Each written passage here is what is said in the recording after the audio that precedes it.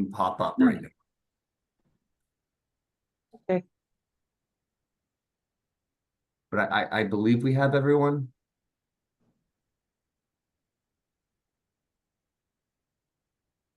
If I miss if Anna, am I missing anyone outside of Kathleen?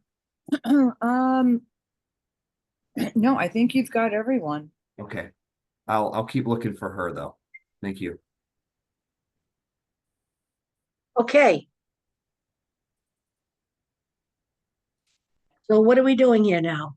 Madam gonna Chair, talk to- clarification. Madam Chair. Yes, Sorry Brian to Cook. interrupt. No Are we problem. giving each of these individuals 10 minutes or the total 10 minutes for all of them to speak? I'll give them all 2 minutes. And that's even more than the 10. Okay, What staff say about that? They can select somebody to speak. They can Madam all Chair, come together, yes? through you, you can set a time limit on a reasonable time limit on the group. I would simply encourage applicants to be succinct. And I think we all want to get through this as quickly as possible. Agreed, Emily. This is Attorney Vigorito. Madam Chair, if you could allot 2.5 minutes per, I think I'm hearing that Mrs. Johansson was tired and may have gone to sleep, but if they could each have 2.5 minutes, they each have, specific things they want to discuss. All So right. they're not going to basically echo each other. It will be different. All right, great. That's fine. Yeah, let's do that. 2.5 minutes. And we'll go down the chain.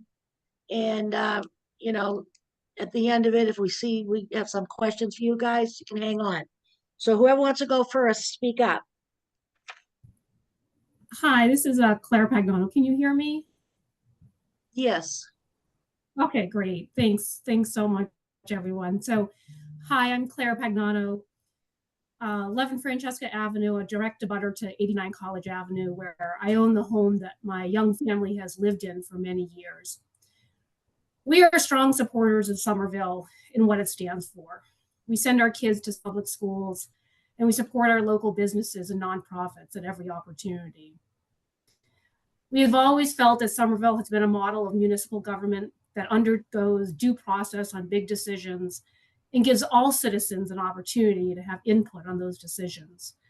And that is why I'm extremely disappointed that the city fast-tracked a permit approval for 89 College Ave, intentionally disregarding the established zoning process that is in place for any similar type of project. By bypassing the usual steps of properly examining the zoning codes and avoiding input from abutters, the city has effectively silenced our voices.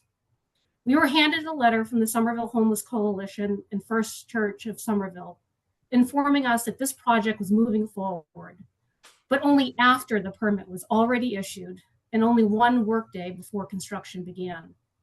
It was as if the city was saying, the neighborhood and the community citizens be damned. This is what the city administration wants, so this is what the city gets. I'm concerned on several fronts. First, this is a dangerous precedent. While a homeless shelter is a laudable project, what if another project, not so desirable to the citizens, was pushed through because a different city administration thought it was important? They would see this roughshod, hasty approach as a way to manipulate the system to get what they want. Second, it is clear that there was no real consideration as to the actual legal basis on which this quickie permit was issued. First Church Somerville waived the Dover Amendment in front of city officials. The city administration wanted a quick solution to a problem, and so it happened. No actual legal or factual findings were made in support of the issuance of this permit. The city, like many cities, has a clear challenge addressing homelessness, but the city does not want to deal with it directly. So using municipal funds, it has funded the Homeless Coalition to deal with this issue rather than taking it on itself. The city cannot therefore be impartial in this situation, and any permit issued by the city must receive higher scrutiny and should not be given deference given the collusion between the city, the Homeless Coalition, and First Church on this matter. The law and the facts are clear.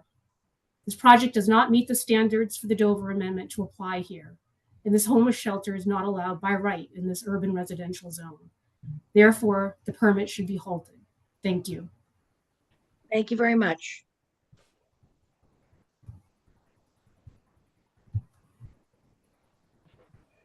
Next, please. I'm Alan Ball. Can I go now? Sure can. Okay, great. Thank you very much. Hi, I'm Alan Ball. I've lived on Francesca Avenue with my family for over 26 years. I'm not against the idea of providing a shelter at First Church, but I'm really against the way it's being done here. I was greatly offended at the church's neighborhood meeting on July 10th, in which concerned neighbors, such as myself, were called out, suggesting that we'd be culpable for misfortune, suffering, or death of an unhoused person. I was also shocked that a city councilor would later publicly call out their own constituents in an inflammatory post on social media. Supporters of implementing this shelter, as proposed by Somerville Homeless Coalition, seem to be advocating that the ends should justify the means, regardless of the law. This isn't how our democracy works, whether the issue is local zoning or an effort to overthrow a fair election through intimidation, lies, and force. Our laws and regulations are the result of a democratic and deliberative process. No one should be above the law, regardless of their goals. To ignore these laws and regulations, particularly for religious beliefs, is counter to the principles which the Commonwealth and our country were founded on. My family attended First Church about 14 years ago when Reverend Molly Baskett was there. At that time, I remember the church congregation size to be well over 200, and the church seemed to be thriving. Since then, we've witnessed the sad decline of First Church Somerville. This is most noticeable by the continuing state of disrepair of the church, the diminishing congregation, and the lack of engagement with the immediate neighborhood and community. As an example, as of July 30th, there are 7 open building permits that were issued 5 years or more ago. I brought this up and to the attention to the church at the July 10th meeting, and they remain unresolved today. I believe this is strong evidence that the church lacks the competency to manage their own building as is, and certainly not an overnight residence for 26 people. Mirroring this decline was the slow failure of the Somerville Homeless Coalition shelter at Chapel Street. This shelter was conceived from a process of neighborhood engagement many years ago, but unfortunately it appears that Somerville Homeless Coalition, under the direction of Mike Libby, was equally unable to effectively maintain the shelter. So now these two entities, both having a track record of failure in managing their endeavors, has teamed up to create a new, larger shelter at First Church Somerville. The congregants at the First Church hope to hand off their property management burden to a third party, which has promised to renovate their space.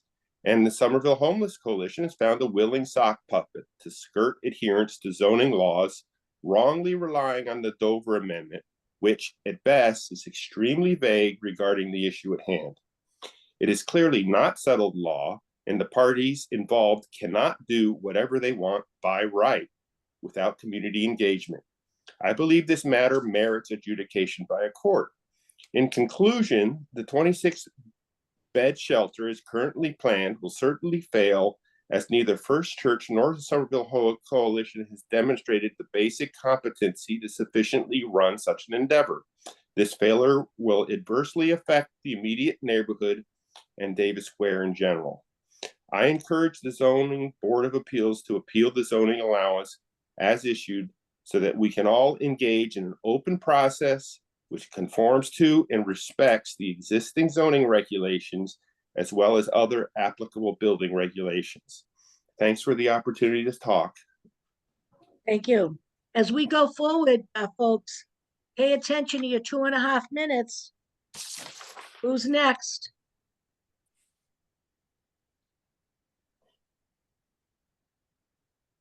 Jane Becker is next.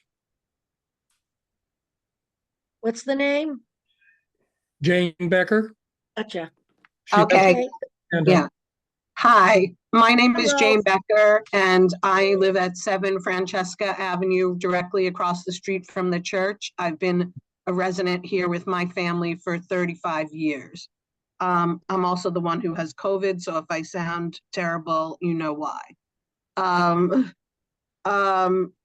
wanted to say that both Al and Claire have talked about the zoning and how fast track it was to start the construction process for this shelter. But I also wanted to say that in addition to the disregard for the zoning laws, the city allowed for this building permit by avoiding the necessary requirements for this shelter. I went up to the ISD and picked up the plans, and I was shocked, really shocked by how little there was there. No structural inspection requirement. The city allowed for this project to be approved as an existing use, but it is far from an existing use. It was the social hall of the church, and now it's going to be a residence for 26 people. That is a change of use to a shelter that's open every night for 365 days of the year, not a temporary shelter as the city said it was for the building permit. Under building permit requirements, an occasional emergency shelter doesn't have to abide by the building code, but this is not one of those, as I just said. This is 365 days a year with 26 people. So the change of use from a social hall to residential, a place of living, requires an upgrading of mechanical systems for fresh air, fire protection, accessibility, and energy conservation. The church will now have multiple uses occurring at once, which should require adequate fire separation between the church and the residents below. The permit drawings provide no code review and no egress plans for the residents. ADA compliance is one of the reasons for the move from the Chapel Street shelter, but the plans do not identify adequate path of travel for residents to bathroom facilities. The plans do not show adequate doors nor required corridor widths. The plans also do not show adequate egress windows from the proposed sleeping spaces.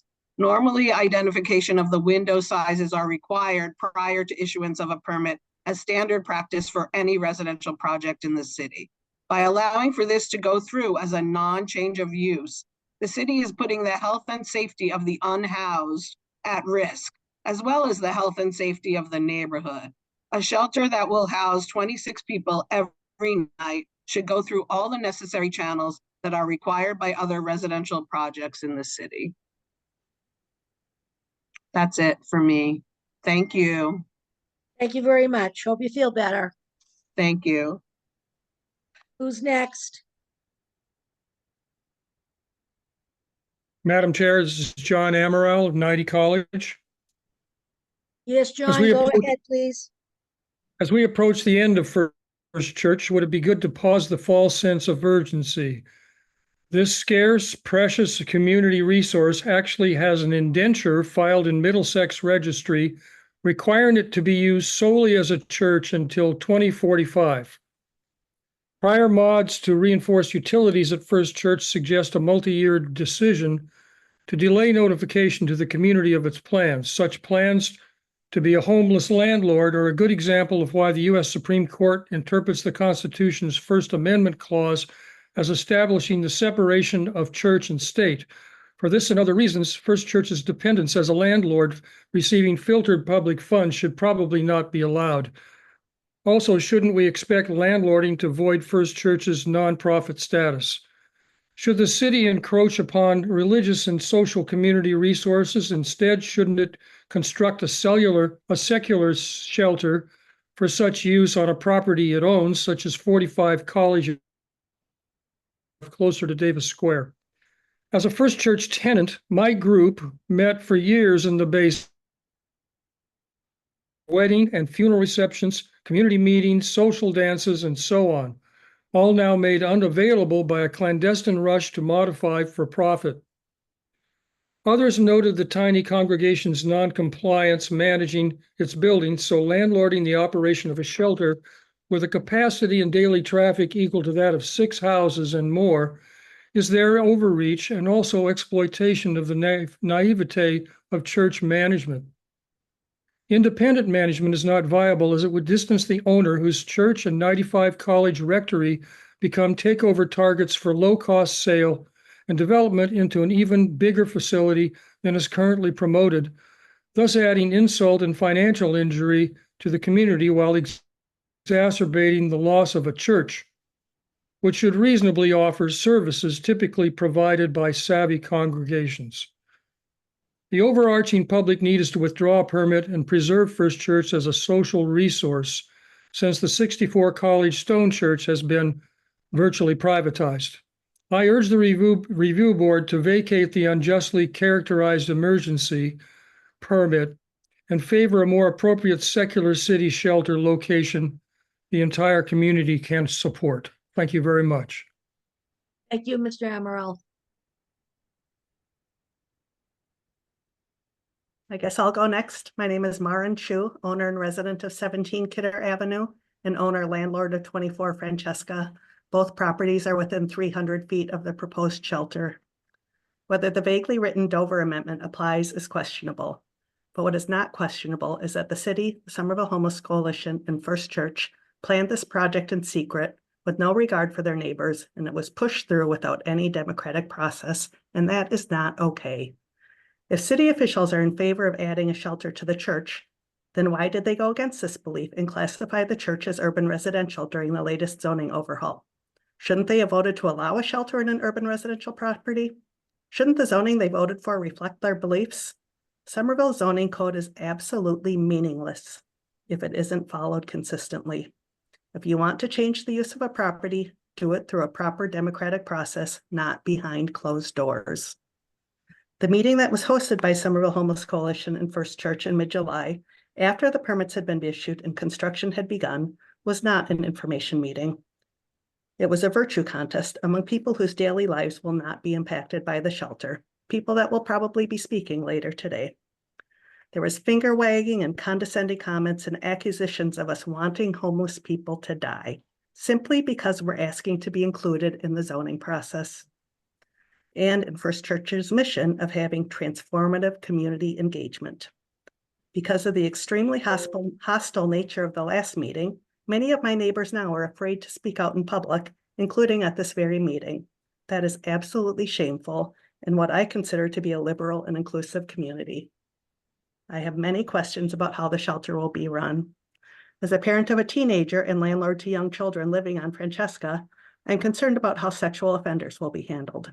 There's currently a person on the sex offender registry that lists their address as the Chapel Street Shelter, whose list of crimes include indecent assault and battery on a child under 14. Will neighbors be notified if there's a sex offender staying at the shelter, as we would be if there's renting an apartment here? Will the shelter be able to make changes to policies, add more beds, extend hours, add other services without any input into or communication with the neighbors like they've done now? What other changes can they hide behind the Dover Amendment? Thank you. Thank you very much. Next, please.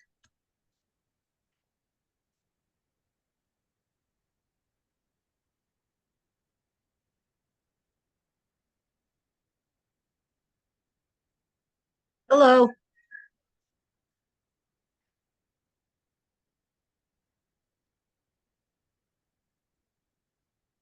Madam Chair, this is Emily Hutchings.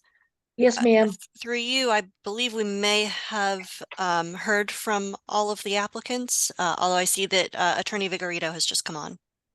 She may correct me.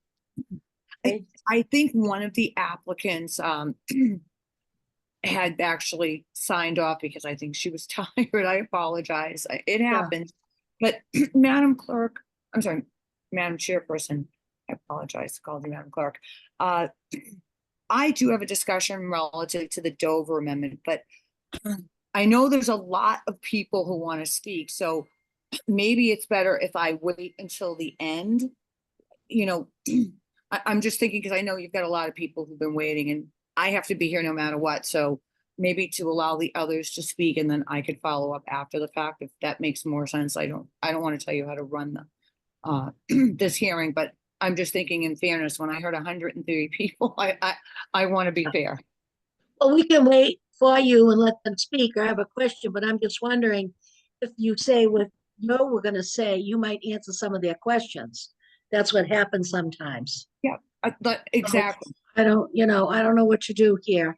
Why don't we start with a couple of the folks out there, the public portion? Is that all right, Emily? Madam Chair, through you, would you like to hear from the Somerville Homeless Coalition? I believe we have Sean McCormick and Absolutely. Michael Libby here, and they've Absolutely. requested to speak. Absolutely. Thank So, you. who is Mr. McCormick? Madam Chair, if I can proceed.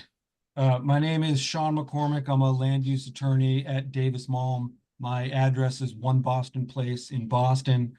And I represent the Somerville Homeless Coalition. So I just want to start with a sort of broad point here. The Dover Amendment is state law. And I think that it is incredibly inaccurate and irresponsible to be throwing accusations that there was some kind of clandestine or loophole employed here. It's a state law that has been on the books for over 50 years. And the state law says that, cities and towns cannot prohibit or regulate religious uses of land through their zoning ordinances. So we're here tonight on that issue, whether this is a religious use of land. And all of the neighbors' concerns, although they seem to be, favoring this language of procedural concerns, which I would suggest is just a polite way of saying we don't want this homeless shelter near our homes. But all these process complaints, they really have nothing to do with the question before the board, which is whether or not the Somerville Homeless Coalition or the First Church is entitled to a building permit under the Dover Amendment. That is the narrow legal issue that we should be considering tonight. And I have submitted a memorandum letter. It's it's a little bit more detailed. I hope everyone has a chance to get into it, because I don't intend to get into it now. I want to keep this at sort of a high level. The religious use of the property is by the church. The church is fulfilling a religious mission by hosting a homeless shelter. So the analysis is not whether or not there's going to be, religious services to the shelter guests. That misses the mark. The analysis is whether or not offering sanctuary to the homeless is a religious act of the church. And I think we've got two things here. The first is there's ample support in the record that it is. There's a letter from First Church that describes their religious views, and they describe it better than I would be able to. And so I'm not going to try to rehash that. But I do note that the author of the letter, Brett Smith, is here. And if anyone is interested to hear the sincerity of the religious belief, that we have that queued up. The second point is that this idea that a homeless shelter is a religious use of land has come up across the country, and it is almost universally held that yes, the two go hand in hand. Charity is at the root of the Christian religion, at least, and the courts that consider this issue, they've all said, oh yeah, of course, it's a religious use. A homeless shelter, a ministry to the poor, to the disadvantaged, that is a religious use of land. That is exempt from zoning. Now, I'm sort of anticipating a point that hasn't been raised yet, but this idea that somehow being operated by a specialized nonprofit organization takes it out of Dover Amendment. I think that's just wrong. It's wrong on the law. There's plenty of case law in Massachusetts that talks about how zoning regulates structures and uses. It does not concern itself with owners or operators. And in fact, there are Supreme Judicial Court cases that talk about when you have a zoning bylaw or ordinance that makes a use, it would be legal if one person owned it or illegal if another person owned it. Those are invalid zoning ordinances. And I suggest that the use of the land here as a homeless shelter in discharge of a religious organization's spiritual duty is an identical use, no matter if it's run directly by the church or if it is run by a specialized nonprofit with whom the church has had a long relationship. I do want to note that on this point, the law department in Somerville has weighed in. And essentially, I think we're in agreement that this tenant, essentially the nonprofit operator of the shelter, doesn't affect the analysis of the use as a religious use of land. The land is owned by the religious organization. There's not a Massachusetts case that says that. We've talked, the law department memorandum and my memorandum, we talk about this case from New York called Slevin. That was a drug treatment facility in a church. It was operated by a hospital. And the judge in that case, I think he made the point in a way that really resonated with me. He essentially says, look, what difference does it make? And this is a quote. He says, if a use of church property is a religious use, why should it matter that the church engages or contracts or permits specialists or professional people on its premises to execute that religious use? And I think that's, I think that's where we're at.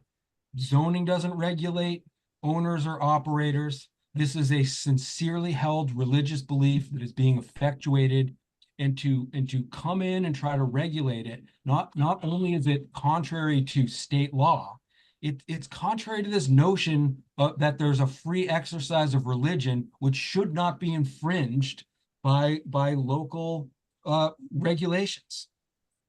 So, I'm happy to wrap there. I'm happy to take questions. I would like to reserve some time to hear from First Church, because I do think that hearing from the church is I think important to understanding the religious aspects of this matter. Thank you. Thank you very much, Mr. McCormick. Madam Chair, I apologize. I thought we were going to public commenting. I didn't think that the church got to have, a legal argument presented.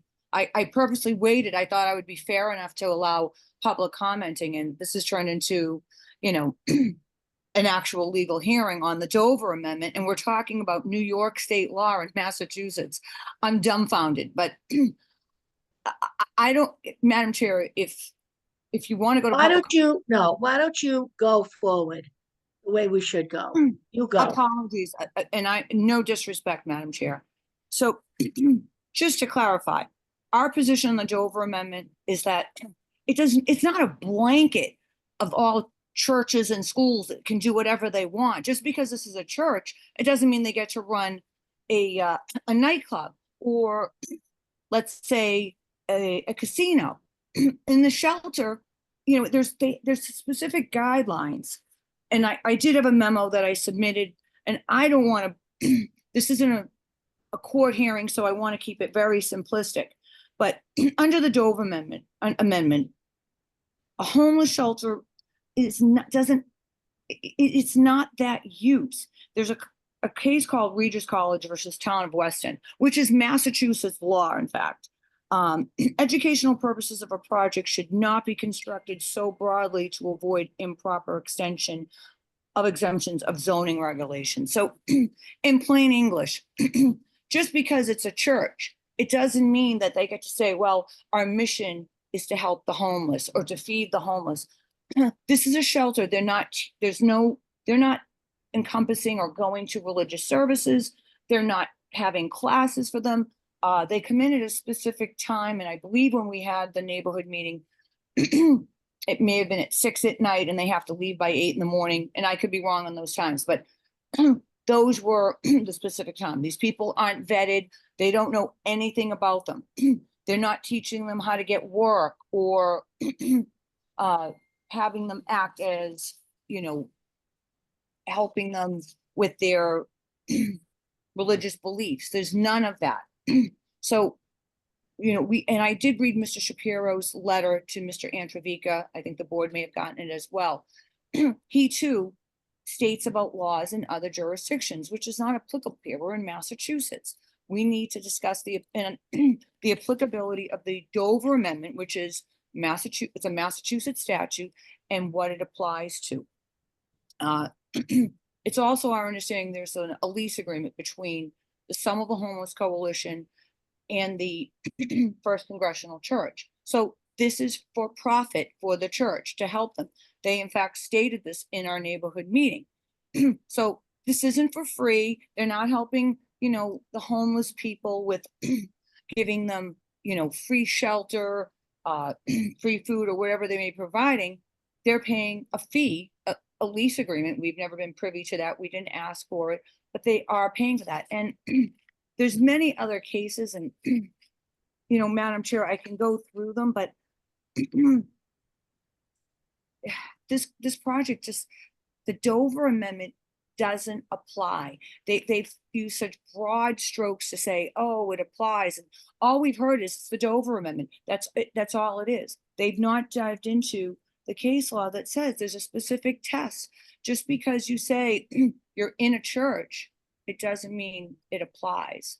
So I'm going to stop at that. And I know it's getting later and allow you to go forward. And if I can be heard at the end, that would be great, or wherever we're at. Thank you. Thank you so much. So, I see somebody lit up here. Michael Libby. Who is Michael Libby? Hi, Madam Chair. I'm Mike Libby. I'm the Executive Director of the Somerville Homeless Coalition. Oh, okay. All right. So I'll know who my players are here. Thank you. Thank you. So let's go with the public. Get that rolling. We'll do 2 minutes. And if there are any, Brian Cook, okay. I do understand that we have some of our political people in the house, so to speak. And usually we try and give our counselors the courtesy if they have something to say. Sometimes they rather wait till the end.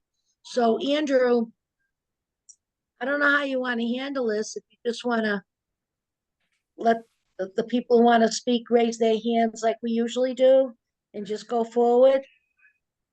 This is Andrew speaking, Madam Chair. I do see Council President Ben Ewan-Campen is present, as well as Councilor Said. I can let them speak first. And I see other folks are also raising their hands. So I'll go ahead with Councilor Ewan-Campen. Allow him to speak. Thank you. Thank you.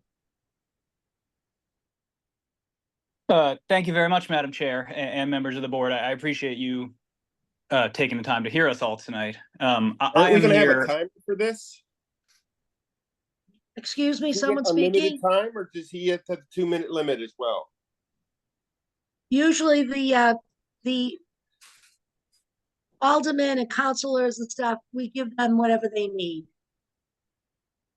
Madam Who Chair, is I calling? just have 15 pages, single spaced. It shouldn't be long. Who's speaking out anyway? It's Alan Ball. Oh, please don't speak out like that. Raise your hand and be recognized. We're not going to run that kind of meeting. I'm So- sorry. I had my hand raised. I thought I did. Mr. Ewan Campen, continue, please.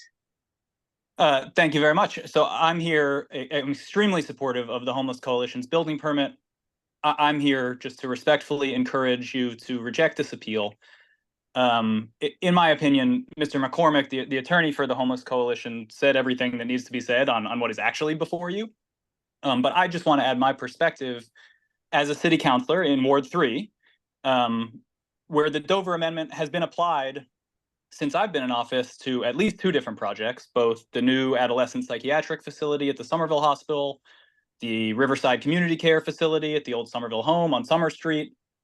In my experience, there were claims made tonight and in the appeal that there was a fast tracking of this process, that there was something secretive, nefarious. In my experience, this is exactly how the process goes. This is the way that Dover Amendment projects are uniformly applied across the city.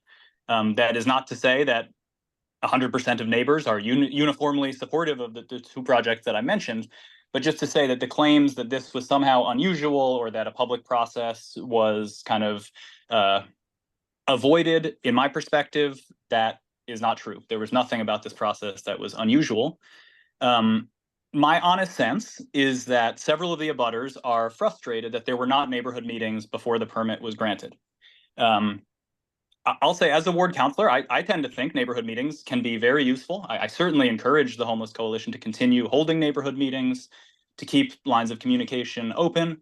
But that is just completely unrelated to this appeal.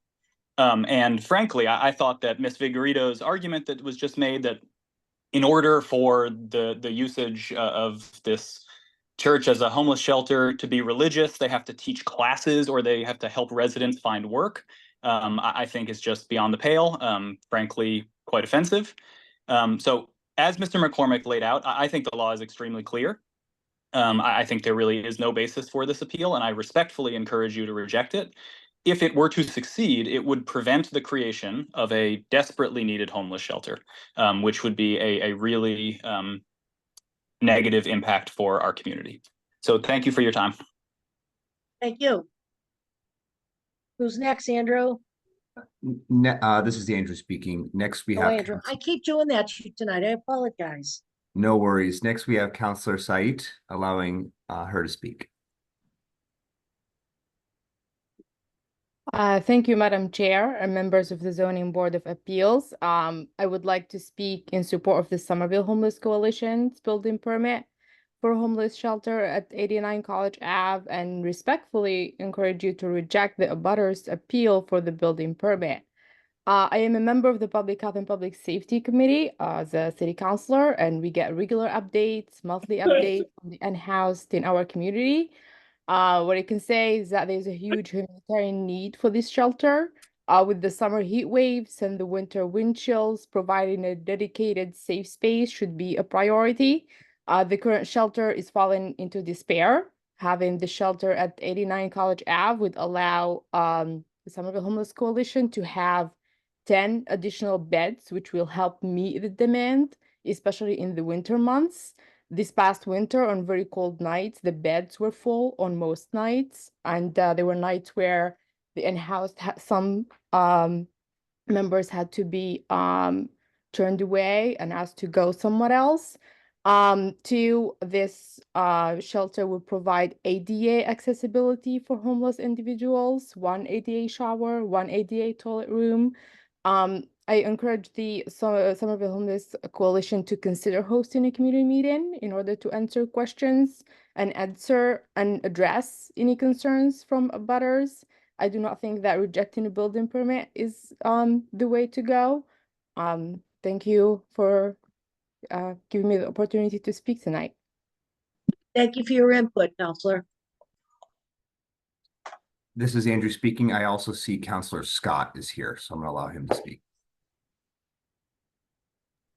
Good evening. Good evening, Madam Chair. Thank you for sticking around. Happy to do so as well. I appreciate the courtesy of being able to go first, and also the fortitude of everybody who is dealing with COVID and just late night here.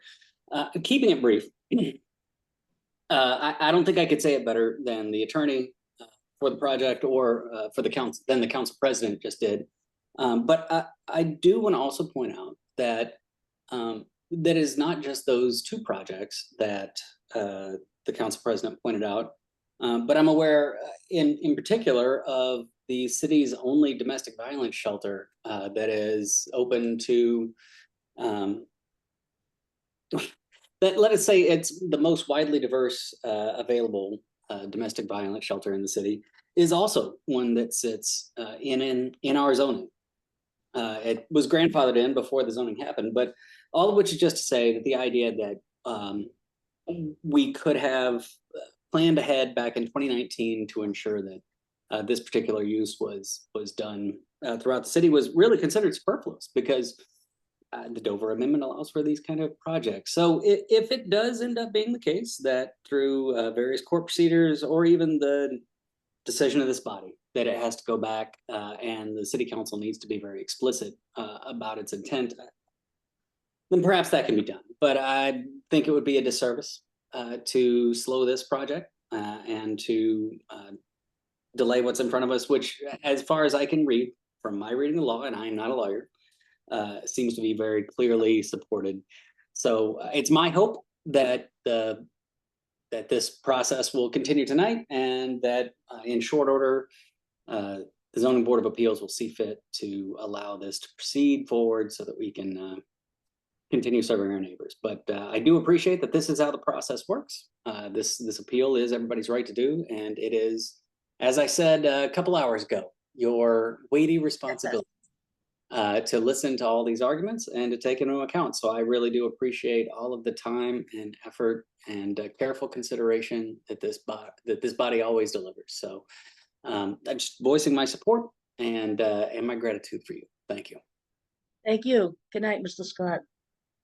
This is Andrew speaking. Madam Chair, I'm seeing Councilor Young-Campen's hand up again. Should I allow him to talk to see if he has any other comments? Yes.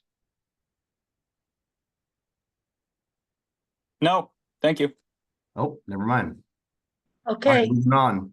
We have a Catherine McLean. Sorry if I'm pronouncing your last name right. Allowing you to speak. Hello, my name is Catherine McLean. I am a resident of 1028 Broadway in Somerville. I am also a member of First Church Somerville. The key issue in this case is the granting of the permit under the Dover Amendment, and I do want to urge the board to focus their consideration on that question. And as a member of First Church Somerville, can, in that capacity, speak very directly to the fact that this project is indeed central to our mission as a religious organization. Our faith calls us to be active participants in creating a world where everyone has the resources they need to thrive, especially those who are most marginalized in our society. We are called, as our vision statement says, to transformative community engagement.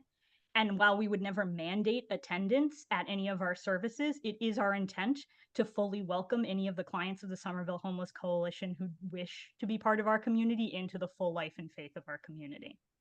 We engaged in a faithful, thoughtful decision-making process to deepen our partnership with the Somerville Homeless Coalition through this project. There's a long history of partnership between churches and shelters, including on College Avenue, again reinforcing the appropriate use of the Dover Amendment in this case. This tenet of the Christian faith, to house the unhoused, is so well known and well known to those outside the church, including many who attended the community meeting on July 10th, who complimented us for living out our creed as Christians by opening our space for this use. I hope that the board will see fit to allow the already granted permit to stand so that we can live into our faith and mission more fully by welcoming these clients of the Somerville Homeless Coalition into a safe and physically accessible shelter space in our church. Thank you. Thank you. This is Andrew speaking. Next, we have Todd Kaplan, allowing you to speak. Kaplan? Yes, hi. Thank you so much, Todd Kaplan, 44 Kidder Avenue in Somerville. And thank you again for your time and letting me speak. I am around the corner from the proposed shelter and down the street from the current shelter. I want to say, as to the merits of this, which I think people have pointed out accurately, is whether this particular permit fits within the Dover Amendment exception, which means essentially, is it as of right that this shelter be permitted? And that is what the Inspection Services Department determined. And I think that is the sole question before you. And I would wholeheartedly agree that this is a central mission of that church and many, many churches. So if as people may be aware, a steeple was allowed on the Mormon temple along Route 2, you can see it clearly. That is the case that went to the Supreme Judicial Court, and that court determined that a steeple was essential to that building.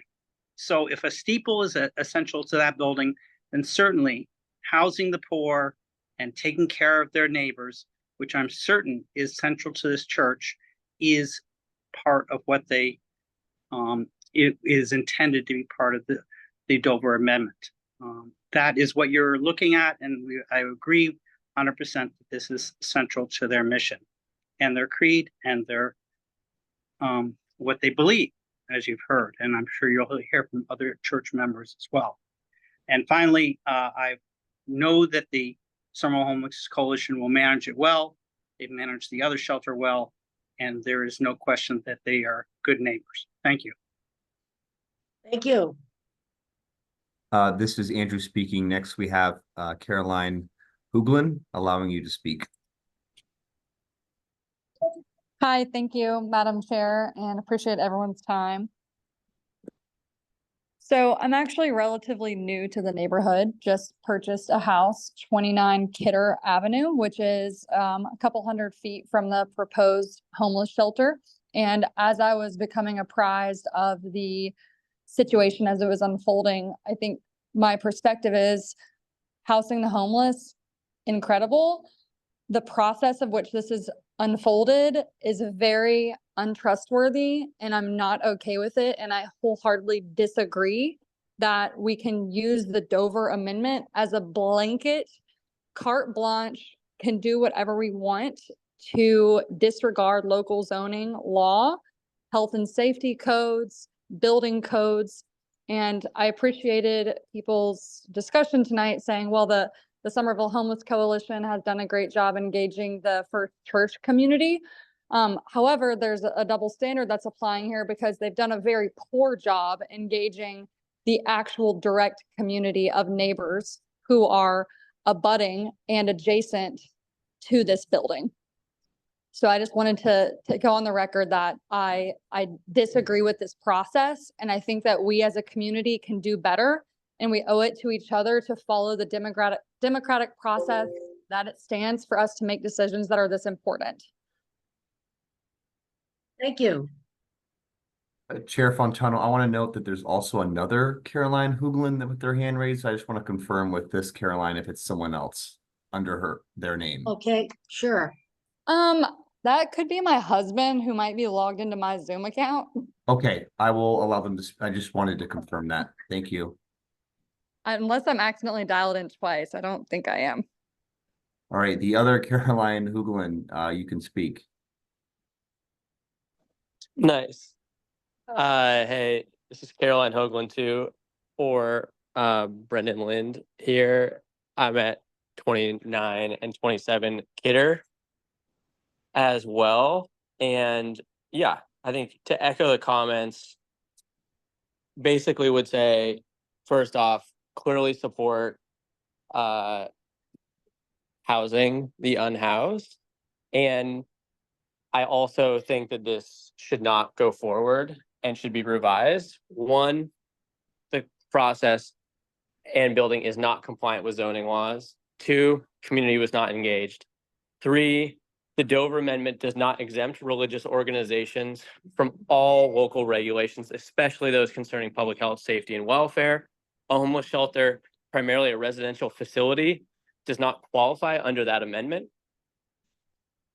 There are documented issues and concerns with how both the church has been managed and the homeless shelter down the street. And in a city where we are having conversations about and democratic processes about, oh, like, is someone able to do X to accommodate their parents so they can stay in the city? The lack of a democratic, which was what we talked about just before this, the lack of a conversation about this is wild.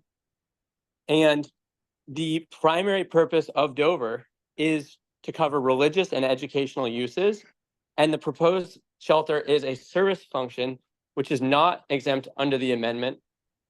And we're getting into this weird legal debate, which, and I'm a lawyer, but which should really be something that is not, we're not the judges here. We should actually be moving this out and having this get a proper forum. Thank you very much. This is Andrew speaking. Next, we have Ron Newman, allowing you to speak. Ron, go right ahead, please. This is Ron Newman. I live at 18 Day Street, Department 310 in Somerville. I want to encourage the zoning board to reaffirm the building permit and deny the appeal. This is a shelter that already exists in the neighborhood, a block away from where they want to move it to. So the neighborhood has coexisted with a shelter for many years. The thing that makes me most in favor of the project as proposed is that the existing shelter is not compliant with the Americans with Disabilities Act, whereas the new one will be. And I think that's really important to house homeless people in place that is accessible to people with disabilities. So please let the First Church and the Homeless Coalition proceed with their plan. Thank you. Thank you.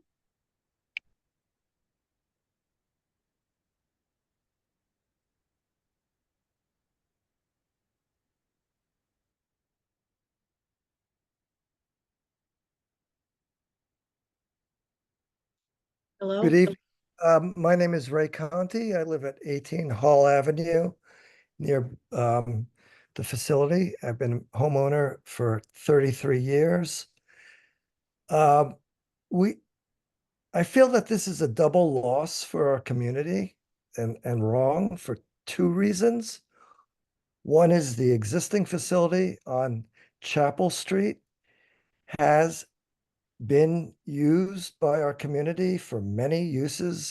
There's a gymnasium for health benefits for people. The Scouts were there. Pat Sullivan ran a major Scout group there. They rented space. There is an existing shelter there. Why isn't this facility and the people that run this facility improving it and doing charitable service to God and their country and their mission of holiness? As well as there's an existing facility on Francesca, which is smaller and less robust than that facility, and yet we want to make another shelter there. We're going to be eliminating a community room where people have congregated for the church and for other reasons. They have been running a soup kitchen as well as a pantry, feeding and doing their charitable mission and whatever for helping the poor and the hungry. That's going away. They have an existing residential structure right next to it, which they could house people in, but they want to rent that out for profit.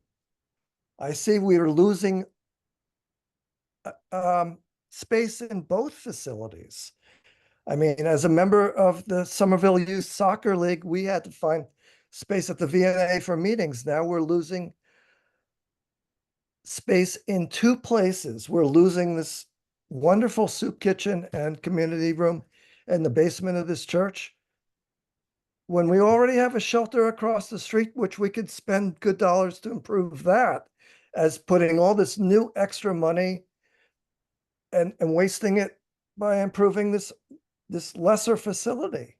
That facility on Chapel Ave, these people that run these facilities talk to each other about their missions and want to improve the community as well as each other. I mean, we should be making maximal use of both of these facilities and not losing one and destroying another. That's my opinion. I'm against this construction. Thank you. Thank you. This is Andrew speaking. Next, we have Jill Courier, allowing you to speak. Good evening. Thank you for staying so late, everyone. My name is Jill Courier. I am not a Somerville resident, but I work for the city of Somerville at the Office of Housing Stability and formerly worked at the Somerville Homeless Coalition for 7 years. I am as in favor of the shelter expansion as I could possibly be. I understand folks' feelings about being abutters to the change in the shelter and having an expansion. But the fact is that the neighbors in Somerville are also these unhoused people, whether they are the current residents of the shelter or are desperately in need of a bed. During my time at SHC and certainly during my time now at OHS, we have a desperate need for people to have a safe space to sleep at night.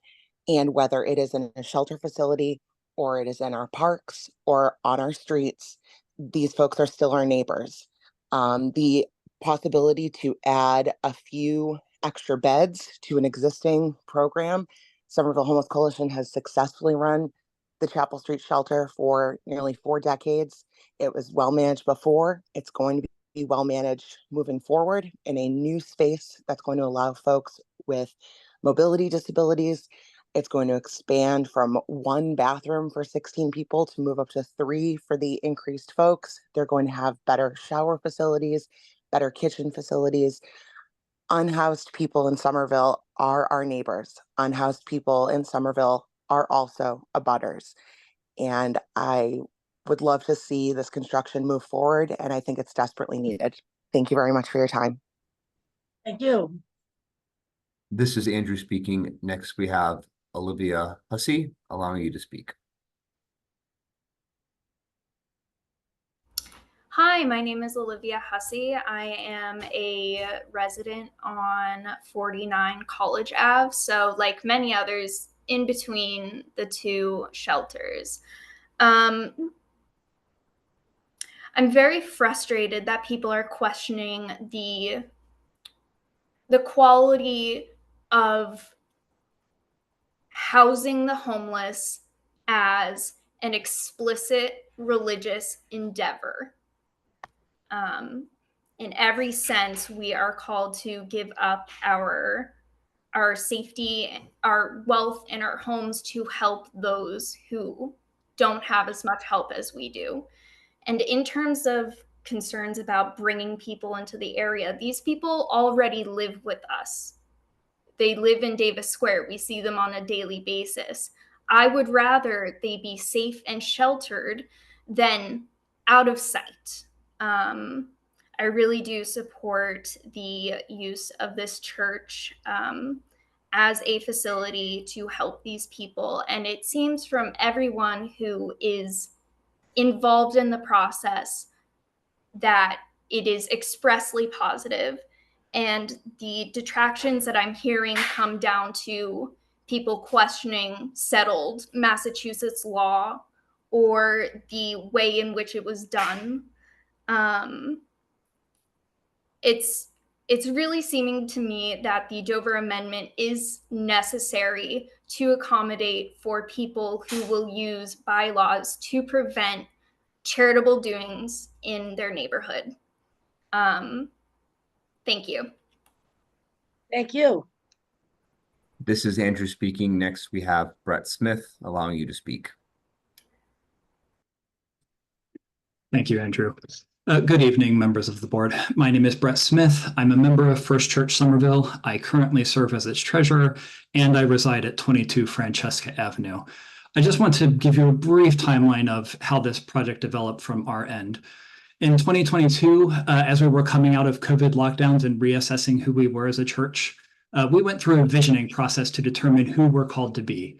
And that's what ultimately culminated in us adopting our current vision statement. You've heard bits of it, but to read it for you in full, First Church Somerville lives to make God's expansive love and justice real through radically inclusive sanctuary, authentic connection, spiritual exploration, and transformative community engagement. After we adopted that vision statement to help make it real, our Justice and Outreach Committee started work to deepen our relationship with Somerville Homeless Coalition. We organized directed donation drives for them and started involving more church members in preparing Monday night dinner for them. It was after all that had happened that Somerville Homeless Coalition approached us about collaborating on a potential shelter project. And after extensive deliberation, the congregation voted unanimously in favor of the project. I bring this up to call your attention to the order of these events. We discerned our religious calling first and adopted the vision statement. And after that, the Somerville Homeless Coalition approached us about the possibility of hosting a shelter. We considered the possible project in light of that discernment that we had already done. I think this speaks very squarely to the Dover Amendment analysis. The question before you tonight is not, you do not need to decide tonight the exact boundaries of what is and is not allowed under the Dover Amendment. The only question you need to decide tonight is whether or not this use is a religious use under the Dover Amendment. I hope that you will find that it does. Thank you again for your time and consideration. Thank you, Mr. Smith. This is Andrew speaking. Next, we have Chris Warren, allowing you to speak. Yes, hello. My name is Chris Warren. I currently live at 47 Clarendon Avenue, but I formerly lived at 85 College Avenue, where my bedroom window looked directly at the church, and I moved there after my roommate situation changed. I want to express full support for the Somerville Homeless Coalition permits, and I want to pose a hypothetical. Imagine the proposed project were a food pantry distribution center where volunteers would pick up food and deliver it to Somerville families. If that were the case, would we be hearing these same objections? Would a lawyer be here arguing that the church should deliver sermons to cans of beans in order for that facility to fulfill the church's religious mission? I don't think so, and I think we can all guess what the difference is. An ADA compliant shelter with greater capacity is a public good, and it directly would serve the needs of people in our neighborhood. Thank you. Thank you, Mr. Warren. This is Andrew speaking. Next, we have Meredith Smith, allowing you to speak.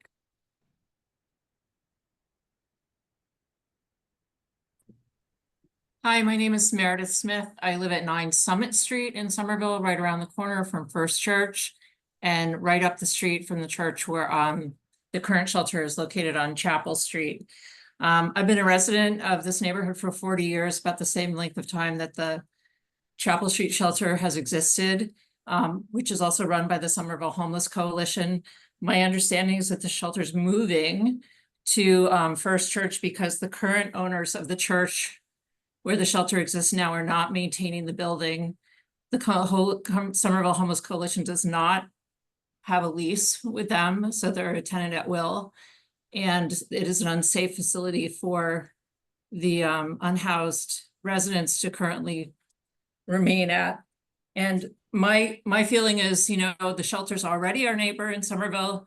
I've never had an issue with the residents at the shelter in Somerville. In this area, we've also had a halfway house and other therapeutic facilities that have supported the residents of Somerville with no really ongoing issues over the last several decades.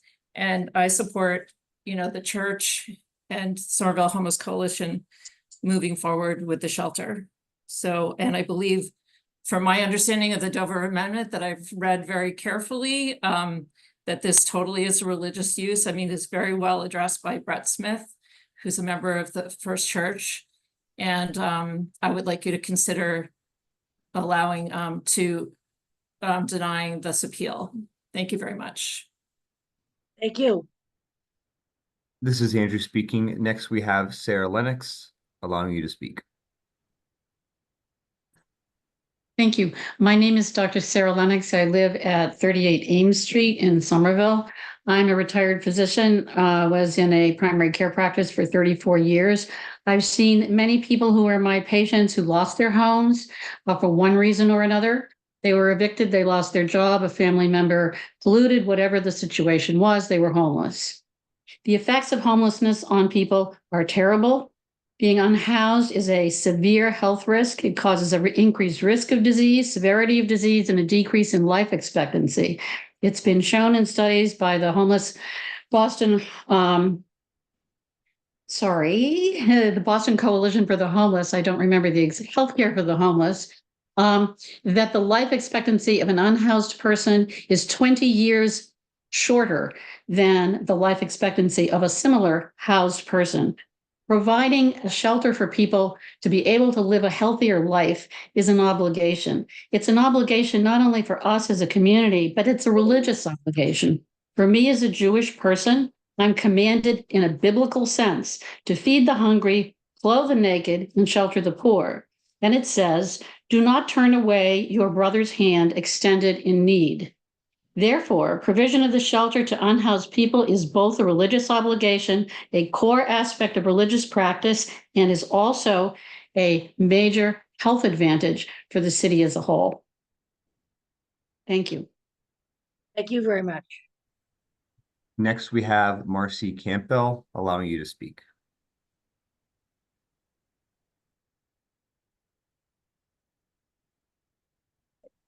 Thank you for the opportunity to speak. My name is Marcy Campbell. I'm at 36 Francesca Avenue, just down the street from the church.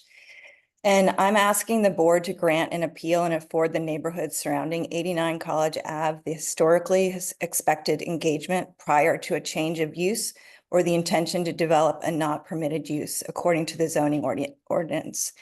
I ask the board to focus on the zoning rules. But even considering the Dover Amendment, it is possible to both support the unhoused and engage the neighborhood in conversation where the end result would be a shelter of which we can all be proud. It is not unreasonable to ask to be a party to the conversation that adds 26 new residents to the neighborhood.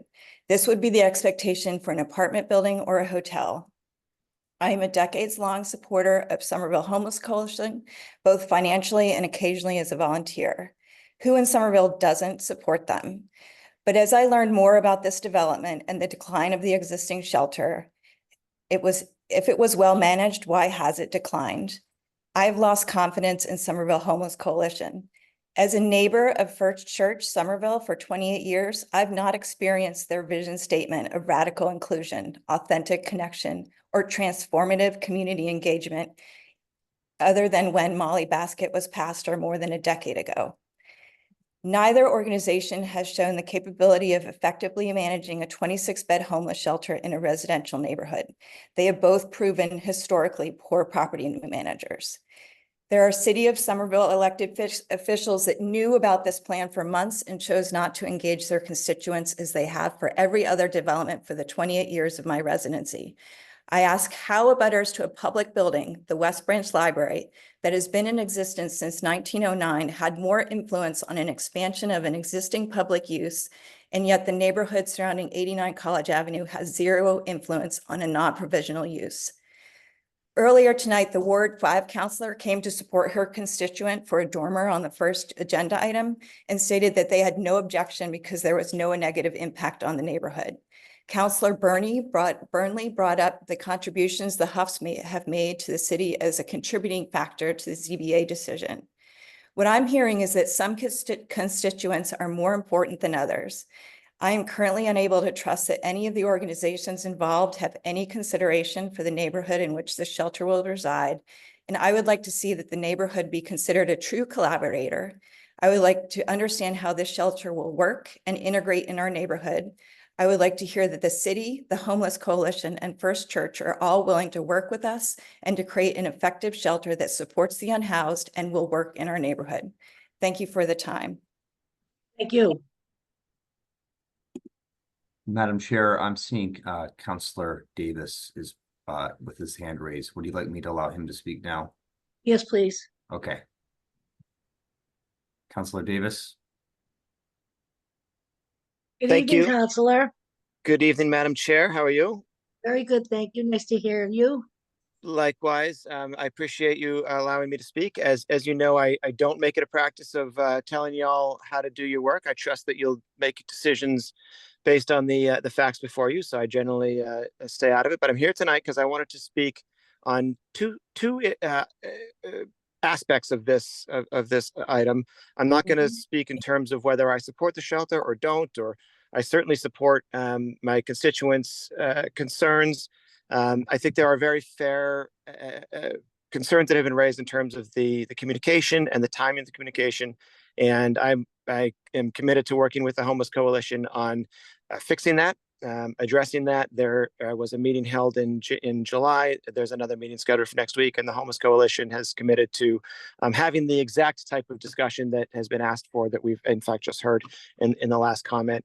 And I'm here to help facilitate that in any way I can. The one thing I do want to speak to, though, from a substantive standpoint, is because this is about the zoning ultimately, and is a question of zoning and zoning rules, and the point has been made, or the question has been asked as to whether this is consistent with the new zoning that we as a community put in place just a few years ago. So I will speak as the former chair of the Land Use Committee. I was the chair of the committee through that entire zoning process in passing it, and I was one of 11 votes, and so I speak only as in that role. We were aware, well, again, speak for myself. I was aware of the state law at the time that prohibits zoning, prohibiting through zoning religious and educational uses. Our guiding principle throughout that whole zoning was to, as a default assumption, to make anything that is there now permitted under the new zoning. The old zoning, 90-something% of the city was non-conforming. So our guiding principle was that if something is there now, we should start with the assumption it should be permitted. That certainly applied to the existing homeless shelter in the existing church 1 block down the street. My understanding and expectation when we passed the zoning was that was permitted, because I understood the state law that prohibits us from zoning, excluding religious and educational purposes. So it certainly is. It was my intent as one person that voted that this use in a church would be permitted under the zoning because of the Dover Amendment. Take that for what it's worth. My interpretation of the Dover Amendment back then may well have been wrong. That's not for me to decide. I'm purely speaking from what my intent and understanding was, and my legislative intent at the time we passed the zoning. So thank you for giving me the time. I appreciate everyone who has come out and spoke tonight. I hear all the voices, and I recognize that there are legitimate concerns on all sides of this issue, and I hope that I can help in some way move forward. But purely as to the zoning, I wanted to provide that context. Thank you, Madam Chair. Thank you very much. Thanks for coming out. This is Andrew speaking. Next, we have Manuel Zapita, allowing you to speak. Good evening. Can you hear me? Yes, I can. Thank you, Madam Chair. My name is Manuel Cepeda from 62 Chandler Street. My wife and I have been residents of Somerville for 12 years, and we're currently renovating 21 Francesca Ave for ourselves and our 2 young kids. I support having a shelter for our homeless neighbors at 89 College Ave, but I also support granting the administrative appeal. Based on the zoning ordinance, homeless shelters are not permitted at this location. I'm surprised that the permit was approved by right, and it did not receive a more thorough process. We believe the permit should be revoked until the proper process is followed. I heard all this in this call mention how this permit is allowed by right under the Dover Amendment. I'm not an attorney, so I don't understand the merits of this argument. But one thing that strikes me is that I didn't hear any of the experts mention that there's precedent specifically for a permit for a homeless shelter being approved in Massachusetts under the Dover Amendment. So given this, I think that this argument should be rejected. I think that the permit should be revoked, and I hope that a community engagement process could be started to find a way to make this homeless shelter happen and have the community feel heard. I think that everyone who's participated in this conversation today really cares for the homeless, and I think we just want to make sure that the community is aligned and understands and has a voice in this process. Thank you. Thank you for coming out tonight. This is Andrew speaking. Next, we have Gail Strickler, allowing you to speak.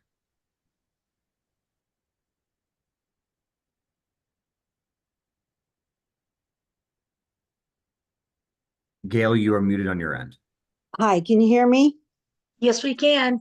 Okay, great, thank you. Yes, I'm Gail Strickler and I live at 50 Francesca Avenue. Like many of the others tonight, I strongly support the Somerville Homeless Coalition's mission of providing shelter to our unhoused neighbors. However, I have serious concerns about the lack of democratic process and adherence to zoning regulations that have occurred. The proposal to establish a homeless shelter at First Church Somerville did not follow the proper zoning rules. Homeless shelters are not permitted in urban residential zones, and even in zones where they are allowed, they require a special permit process that includes community engagement and input, which was not done in this case. The shelter permit was pushed through quickly, and there was no information provided to the surrounding community until a few days prior to the start of construction. The lack of transparency and neighborhood input has left our community feeling disrespected and unheard, with no voice into what is happening in our own neighborhood. I understand that some proponents of the proposed shelter believe that the Dover Amendment negates the need for community involvement in this decision process, but I strongly disagree. I urge the board to reconsider the application due to procedural oversights and misapplication of zoning laws. Our community deserves a voice in decisions that affect us all, and this voice and proper protocols are essential to assuring fairness and accountability in a democratic society. Thank you very much. Thank you. This is Andrew speaking. Next, we have Max Mainhold, allowing you to speak. Hello, my name is Max Meinhold. I live at 23 Elm Street, 207. I wanted to speak in support of the work that the Somerville Homeless Coalition does and the goals of the church that is looking to host the Homeless Coalition at the moment. I am not a lawyer, and so I can't really make an argument as to the applicable legal statute, but it does appear as though churches are exempt from zoning laws for religious purposes. And so it does appear like there isn't a zoning process that has to be required here. Thank you. Thank you. This is Andrew speaking. Next, we have Rob Gregory, allowing you to speak.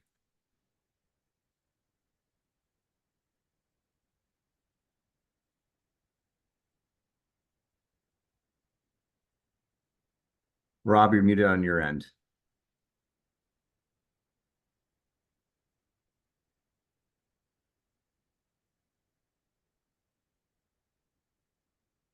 This is Andrew speaking. Rob, you need to unmute on your end to speak.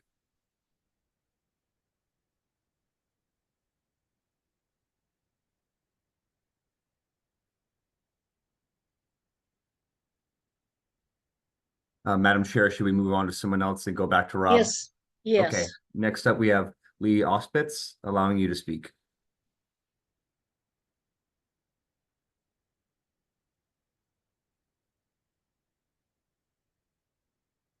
Lee, you should be able to speak.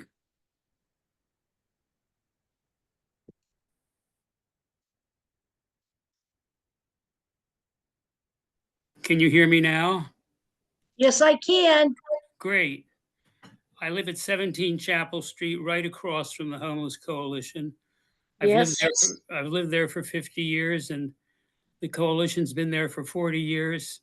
I took some part in the neighborhood process by which the coalition was accepted into the neighborhood and the neighborhood collaborated and in fact furnished a good bit of the early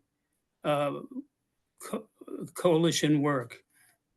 Over those 39 years, 40 years, I can only think of about a handful of times when I've had to call up to report something. But some of them do involve automobiles and particularly drop-off trucks, emergency vehicles, and cars of well-meaning supporters.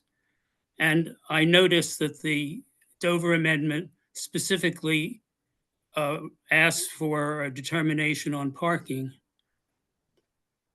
But this has been neglected. It's a technicality, but it should go back to get a report on how they expect to handle cars, especially with the traffic island in the middle of College Avenue. Beyond that, I will say that I have great respect and admiration for the management of the Homeless Coalition and do believe that they are capable of running a 26-bed facility. And I wish I could say the same about the self-righteous membership of the Congregational Church. Love thy neighbor as thyself also includes the neighborhood. And they really have been remiss in comparison to Mr. Libby, who has actively sent a letter apologizing for not being in communication earlier. Thank you. Thank you very much. This is Andrew speaking. I'm going to go back to Rob Gregory to see if he can speak now. Rob, you are muted on your end.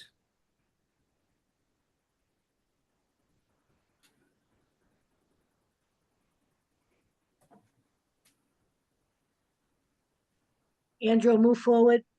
Okay. I have Maren Chu allowing you to speak. Thank you. I'll say I spoke already. The other Maren Chu listed as my husband logged in as me, so I'll pass to him. Yeah, I'm now unmuted. Thank you for giving me the opportunity to speak at 11:05 p.m. I know we're late. My name is Michael Chu. I live at 17 Kidder Ave. I've lived there for the last 30 years. We also own a property at 24 Francesca, a few houses down from the church. I'm a longtime supporter of the Homeless Coalition. I'm a past member of the First Church, and I'm a strong advocate for expanding services and facilities to support the unhoused and anyone who might be struggling to live in Somerville. My thoughts on this matter are as follows. Like, I have some frustrations regarding the process that SHC and the city followed. You've heard that from other folks.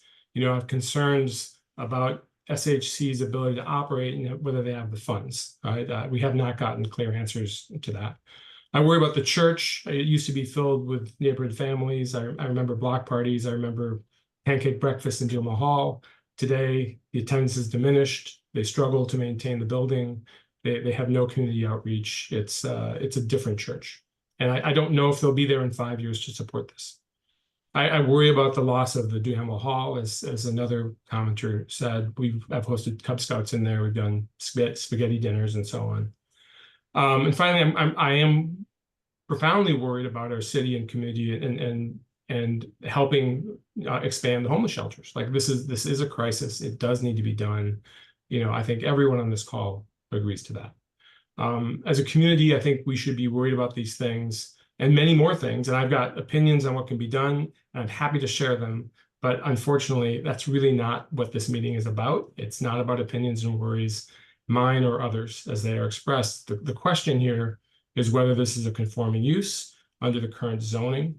And as a matter of fact, and not one of opinions and worries, it is not. If you read plainly the zoning, the intent of the zoning, it explicitly does not allow this use, even under a special permit. There's a second question about the Dover Amendment and whether it provides a special exemption. I'm not a lawyer. There are some on this call. ultimately, this is going to get solved by a court and lawyers, I guess. So most of the things that people have said have been largely irrelevant because we won't get to make that decision ourselves. What is relevant, the worries and opinions, is it's a political process, I think, and I know I'm out of time. I'm sorry. I'll be quick. Maybe the city needs to change the laws. That's what political processes are for. But until the city council votes on it and the mayor and others vote on it, this is the law. And the city councilors can come to these meetings and express their opinions and worries, but they are just that. They have no weight in this. They've already voted on the zoning. So I appreciate their input, but it's no more valid than mine. And mine isn't valid either, because the law and the interpretation of the Dover Amendment is what matters. I absolutely support the need for expanded shelter. I encourage the city to find an appropriate location and funding to do this. It may even be at this location. There are scenarios where I personally would support it, but it needs to be done right. It needs to be done in support of the community, and ideally through authentic and radical connection with the community, to quote someone. I'd much rather do this as neighbors and not litigants. And that's the real shame in all of this, is because we've taken a community of supporters and turned them against each other. And I think not approving this appeal will mean that we won't have a chance to pause and rethink how we're going about this and Thank end you, up with Mr. something that's Chu. much better. Thanks for your Thank consideration. you. Yeah, thank you and good night. This is Andrew speaking. Next, we have Ryan Black, allowing you to speak. Hello, am I audible? Yes, you are. It's getting late, so I'll be very concise and yield the rest of my time. I'm a West Somerville resident. Well, I don't live directly in the neighborhood. I'm, in that part of the city. I, walk by, where the shelter would be very often. And, so my request is please reject the appeal and vote with the Church and Homeless Coalition. Again, please reject the appeal. Thank you. Thank you very much. This is Andrew speaking. Chair Fontano, I'm still seeing a Rob Gregory. Do you want me to try one more time? No, Okay. I have a question. How late can we run tonight? Is it midnight? What's our rule? So typically we don't take items up, new items up after 10 p.m., but I believe this item was brought up before 10 p.m. Yeah. And But I when don't think can we have a cutoff rule for time. Okay, all right. Who's next? We have Seth Hurwitz. I am allowing you to speak. Mr. Hurwitz? Hi. Yes, hi, can you hear me? Yes. Okay, wonderful. Good evening. I'll be very brief because it's very late and I will stay within the 2 minutes. My name is Seth Hurwitz. I live at 12 Maple Avenue. I would also like you to reject this appeal. So that way this body, the Somerville Homeless Coalition, can provide the support to the people who need this help. I'll leave it at that. Thank you again for running this meeting. All right. Well, thank you very much for speaking out. This is Andrew speaking. Next, we have Michelle Hansen, allowing Michelle to speak. Hi, my name is, can you hear me? Yes, we sure can. Yeah, thank you. So my name is Michelle Hansen. I live at 26 Warren Avenue. And so I'm hearing a lot about the Dover Amendment and how democracy is on the line and clandestine meetings of the city council to put forward this homeless shelter that somehow is going to make a profit. It's very, very strange to me. In a city in which we have approved thousands of luxury apartments, that means thousands of beds that people are paying $3,000, $4,000, $5,000 a month for. And we're worried about 26 beds for homeless people? Seriously? Look, the only person that I heard on this whole call that I feel who is opposed is actually saying something that's worthwhile listening to is the woman who's worried about who's coming in and out of the shelter. That to me is a legitimate concern, which doesn't really have anything to do with you guys. So if you get together as a community and talk about the security and how you're going to deal with who's coming in and out of the shelter, I think that you should pass this tonight so that they can continue to build the shelter and that the community can continue to have conversations about what this is really about. It's not about the Dover Amendment or anything else like that. It's about worrying about who's coming in and out of the shelter. I can understand that as a parent. And I know that things can be done. People have shelters. We have a shelter down the street from my house here, and we are okay. So at the end of the day here, remember, thousands of luxury apartments, all these beds for rich people, and we're asking for 26 beds for people who are unhoused. Thank you. Thank you. This is Andrew speaking. Next, we have Lee Kilpatrick, allowing you to speak. Hi there, my name is Lee Kilpatrick. I'm the director at Washington Street Arts Center over in near Union Square. I used to live at 62.5 College Ave, right next to the existing homeless shelter. And I just wanted to, I'm not sure, it seems to me that there are probably other issues than just the legal ones here as to why maybe people were not interested in having a homeless shelter in their neighborhood. But I lived there for a year, and it was very difficult for me to know that there actually was a homeless shelter next door to me. It was like right outside. I was like basically 10 feet away in my apartment from the existing church with the homeless shelter, and it took me quite some time before I even realized that there was a shelter there. So if people are concerned about like disruptions and things in their neighborhood, I don't think that necessarily is a problem that you're going to have to deal with. That's all I wanted to say. Thanks. Thank you. This is Andrew speaking, Chair Fontano. All I'm seeing at this time is still Rob Gregory's hand. He's the last one right now currently. All right, so do a shout out for that one more time. And then we're gonna close the public portion then for the evening. All right, Rob, you can speak if you would like. Again, you are muted on your end.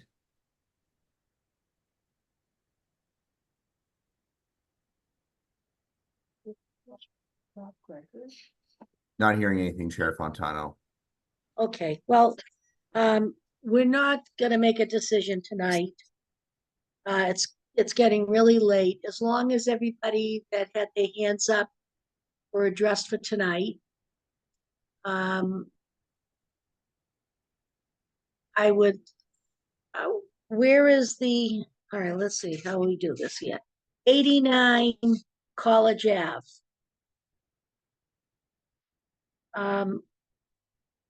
Where is the pallet? There you are, Ann. So we're gonna continue tonight.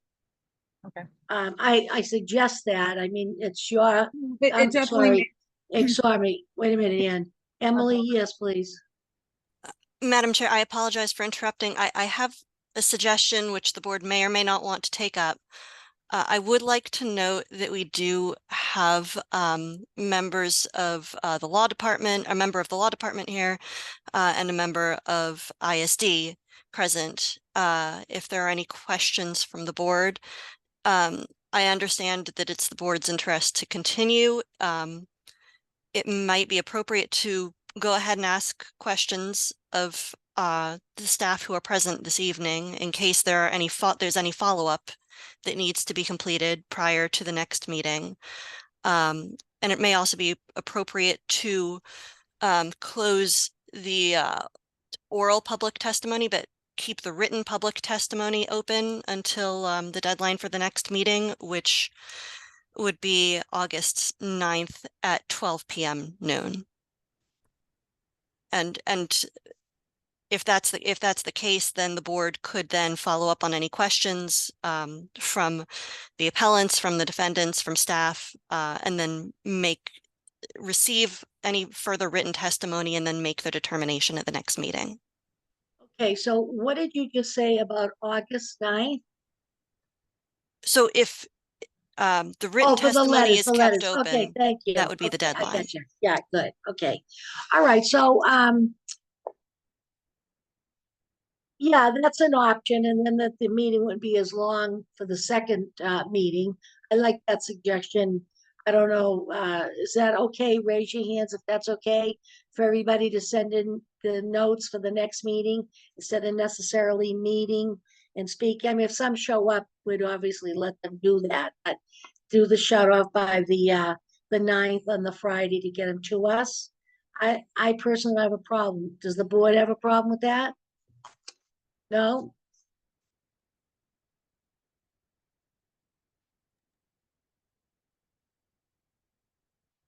Yes, Ann. Ann Brockelman. Yes, through the chair, I was wondering the same thing, since Mr. Antonovica is here tonight. I wondered he would be here at the next meeting. But since we've all stayed up this late, if I may ask some questions through you. Sure.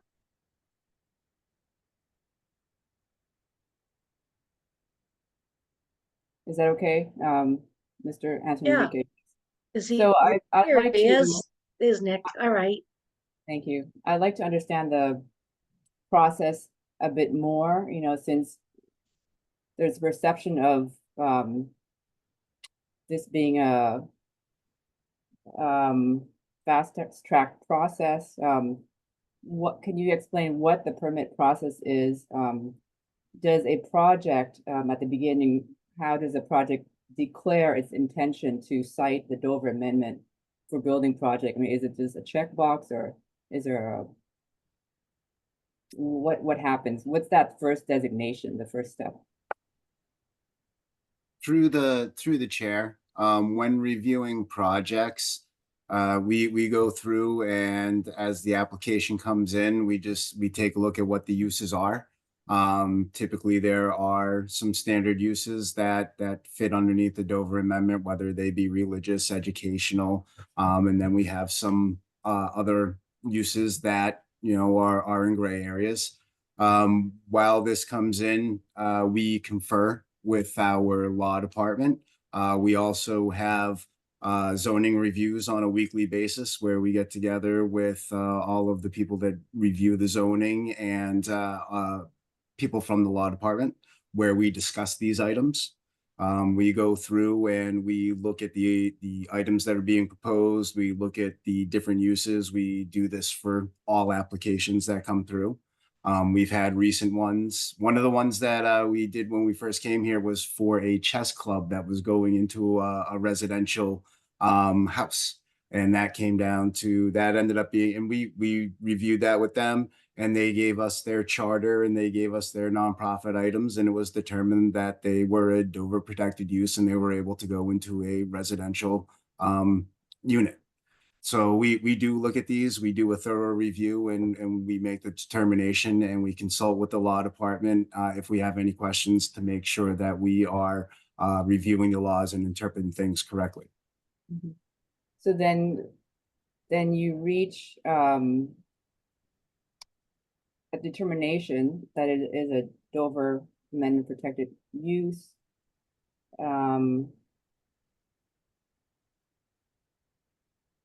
After that, is there still a defining point in which requires a formal community engagement process? I'm just merely trying to bring up some questions that I've heard tonight pertaining to project size, or whether or not variances are needed, or is it strictly a use? Through the chair, as strictly a use, then since we don't have use variances in Somerville, so the use would not be permitted if it was required to have a variance. For Dover protected uses, they are required to follow dimensional guidelines. So if there are items such as setbacks or as was noted, parking requirements, we did look at these items as they were going through. But if there are dimensional requirements, those items in the zoning can be applied to Dover uses. It is strictly a use item that is permitted, by right or not allowed to be regulated. Yeah. If a project is by right, though, there is no review process for the community. That's the point of being a by right project. Yes, I mean, that's it's why, because it is strictly an interior renovation, correct? I wasn't, not surprised that it hasn't come to our attention, because even an interior renovation for a historically landmarked building, because it's interior, it is still by right. Is that a fair analogy? Through the chair, in most cases, yes. Okay.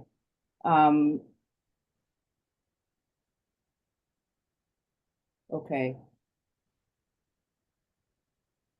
Through the chair, there's also been issue raised on safety, and I assume that is life safety, right, as regulated by building code. We have not seen the plans, you know, of for this project because it was not relevant. It's not under our purview. But I think for the can you reassure, I guess, the public that the plans are still subject, like you said, to dimensional review, life safety, egress, fire safety, that is separate from Dover Amendment. It's not that everything goes.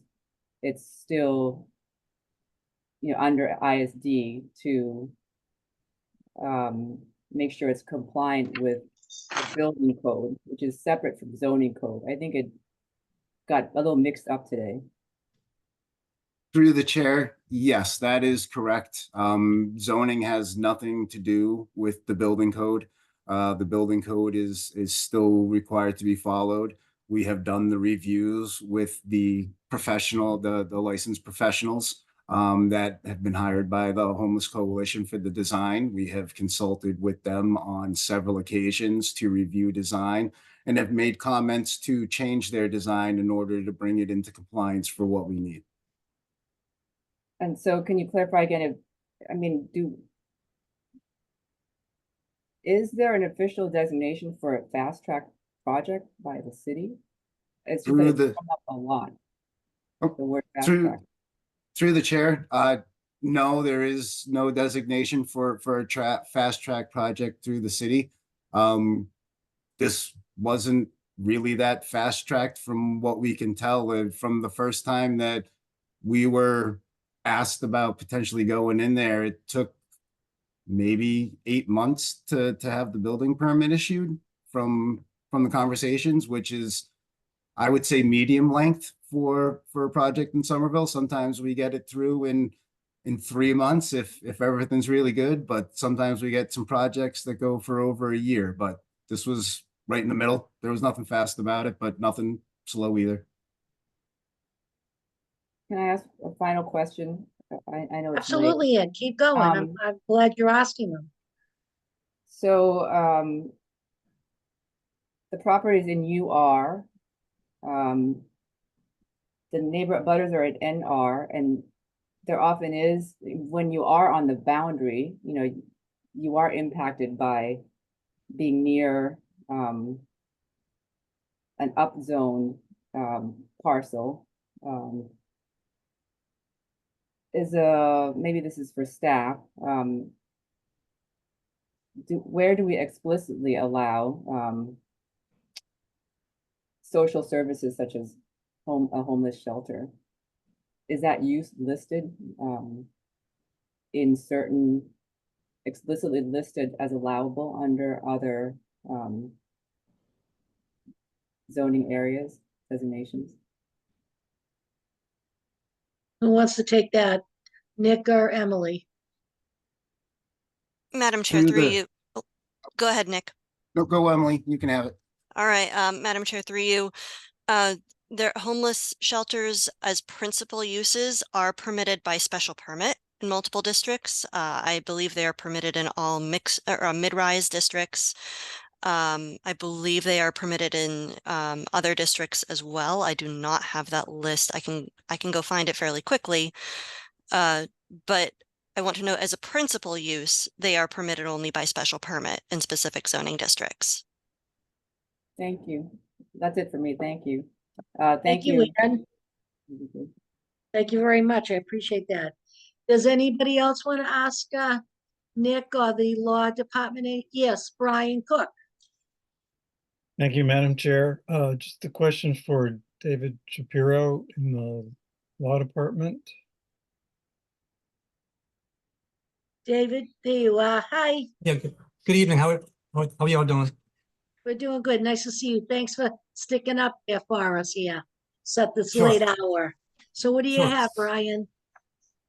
Madam Chair, through you, my question is only the reference in your letter, David, to no binding precedent for accessory use of homeless shelters in religious institutions.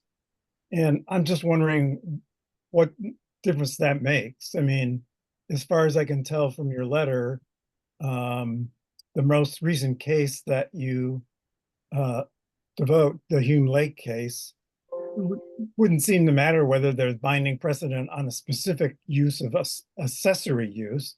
It's just that this falls within the 2-point test in Hume Lake. So can you clarify why you needed to make reference to the Sure.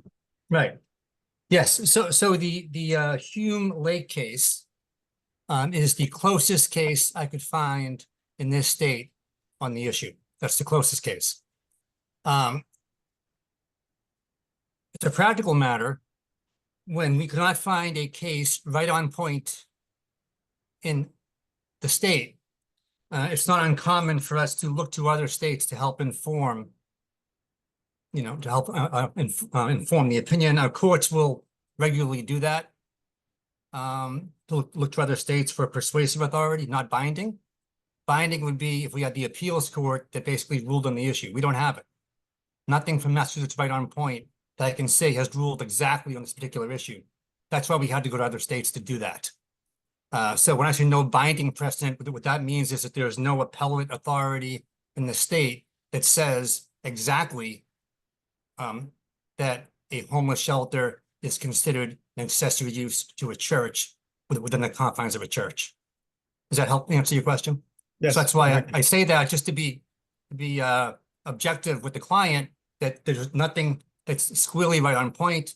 But once again, one of the reasons we do cite other states, and Mr. McCormick had cited that case from New York as well, is because when we have no case right on point, we look to other states for persuasive authority, for rationale, for insights that the courts will consider.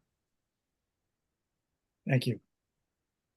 Thank you, David. Thank you, Brian. Anybody else on the board have a question for Mr. Shapiro, Legal Department tonight? Okay. Thank you very much. Emily's got her hand up. I apologize, Madam Chair, through you. I would like to make a correction to a statement I said earlier. I believe, and I would need to confirm this with the city clerk who maintains the zoning ordinance records. But following the most recent zoning amendments, homeless shelters are considered institutional housing, and they are allowed by special permit in the urban residence, mid-rise districts, and the high-rise district by special permit. Mid-rise, high-rise, and what? And the urban residence district. Okay, great. Thank you for getting that, Emily. I appreciate it. So, I guess, without further ado, are we gonna come back? Is that what we're gonna, where's the attorney? Thank you, David, for staying. I really appreciate it. And I don't know if we'll have to call on you again. We'll see what happens, what's coming up. Sure. Let's see, Nick, same with you. Thanks for hanging out. I don't believe anybody has any questions more for Nick tonight. No? Okay, so that's good. Thank you, Nick. Appreciate it. And Mr. McCormick, we'll see you, I guess, next time around. And where is our Ann Vigorito? There you are. I'm back. So you're back. So we're burning the midnight oil, as they say. And I think you wanted to have a continuance anyway. And I think we're all kind of want to digest what we've seen and listen to tonight. There was a So lot, there was a when- lot tonight. Yeah, You know, it's and I know interesting. the case law presented to, you know, for the next meeting, I want to give you a little bit more pinpoint because I know there's talk about the Hume case and I think there's some confusion, you know, citing from other jurisdictions. And I think we need to kind of set it straightforward for the board and, you know, because this is about the Dover Amendment. It's not about who likes or dislikes, you know, homeless shelters. My clients, you know, as they've all stated, they actually are very supportive of the Somerville Homeless Coalition. So that's just something that, you know, we know and they appreciate. So I'm assuming it'll be the August 14th meeting, Madam Chairwoman? I believe so. Is that okay with staff, you think? The 14th, ma'am? Yes, yes. So August 14th. Yes, Uh, Madam Chair, I would like to state for the record that the deadline for written testimony for the August 14th Zoning Board of Appeals meeting, again, is August 9th. That's a Friday at noon. Friday. So anybody still listening out there, try and send us a little email sharing what you want to say. There won't be any time constraints on you, and they'll be able to move along and be productive. I mean, that's what we're always striving for, to get all the information. And I must say, for what people had to say and the amount of people, they were all pretty true to form on their time. And I do appreciate the cooperation. I want to really thank the planning staff. You guys are always great with us. You keep us on track, and thank you. So where is our acting clerk tonight there, Ann Brockelman? Would you please make a motion for the continuance? Yes, in the matter of 89 College Ave, I make a motion to continue the case to the next meeting, which is August 14th. Thank you. Seconded by Brian. All in favor? Go around the board here. Cecilia Daglian? Cecilia? Yes. Thank you. Brian Cook? Yes. Ann Brockelman? Yes. Zach Zaremba? Yes. And Susan Fontano, yes. Let the record show it's unanimous for the continuance till August 14, 2024. Thank you. Let's see here. I did on the agenda, they said no other business, but there is a little information stuff for us there. Emily? 45, Mr. Gav? Madam Chair, that it again, anything that was provided, I don't think it's for discussion. I think it's Good. just for informational purposes. There's nothing, right. there are no other items to discuss at this meeting. Beautiful. Thank you so much. Thank you, everybody. Can we have a motion to end the meeting? Yes, Madam Chair, I make a motion to adjourn the ZBA meeting tonight. Seconded by Second. Ryan Cook, I believe that was. All in favor as we go around the board. Ann Brockelman? Yes. Cecilia Daglian? Yes. Susan Fontano, yes. Zach Zaremba? Yes. And Mr. Brian Cook. Yes. Thank you very much. See you guys all on August 14th, 24 at 6 p.m. Good night. And Good thank night. you, Good night. Emily, Good night. and Andrew, and the backup Steve. Everybody was great. Thank